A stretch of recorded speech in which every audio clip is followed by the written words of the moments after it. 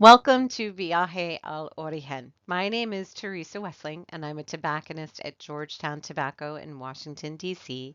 And I recently got to go on this trip, Viaje al Origen. For me, it was like a once in a lifetime experience traveling with Davidoff down to their farms and factories in the Dominican Republic, where I learned so much. And when I got back to DC, I built this presentation using the pictures and video that I'd taken, and we shared it during a very special event in the store. But we also wanted to try and share this knowledge beyond the four walls of the store. And so we've created this video series where we'll break up the agenda into smaller chunks, talking about everything from crop to shop in small video segments.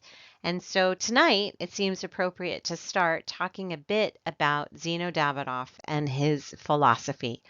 So Zeno and his family emigrated from what is now Ukraine to Geneva in 1911, where they opened a small tobacco shop. And in his early 20s, Zeno actually traveled to Latin America and Central America to do a thorough study in understanding the family business and understanding premium cigars and tobacco. He was in Argentina. He went to Brazil. When he was in Brazil, they said, "You've got to go to Cuba."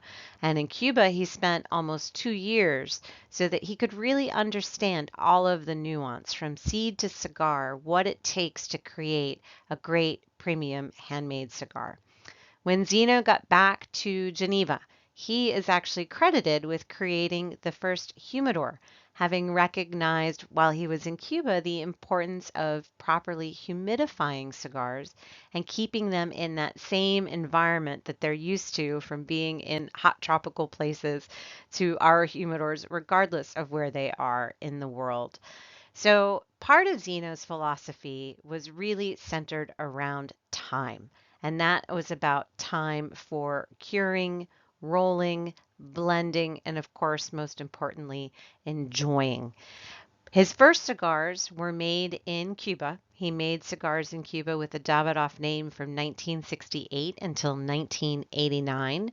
And then Zeno became dissatisfied with the quality of what was coming out of Cuba. And so he found a gentleman in the Dominican Republic by the name of Hendrik Kellner, Henke Kellner, and with Henke, starting in 1991, all of the Davidoff cigars since then have been produced in the Dominican Republic and very much committed to Zeno's philosophy around time and the importance of making sure that every aspect of production is first and foremost done with the proper amount of time. Nothing is rushed.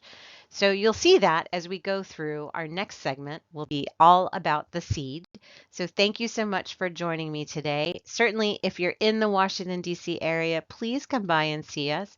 And if not, you can always head to our website and shop online. But I really appreciate your time, and I look forward to your questions and your comments and looking forward to the next chapter. So don't forget to like and subscribe. Thank you so much.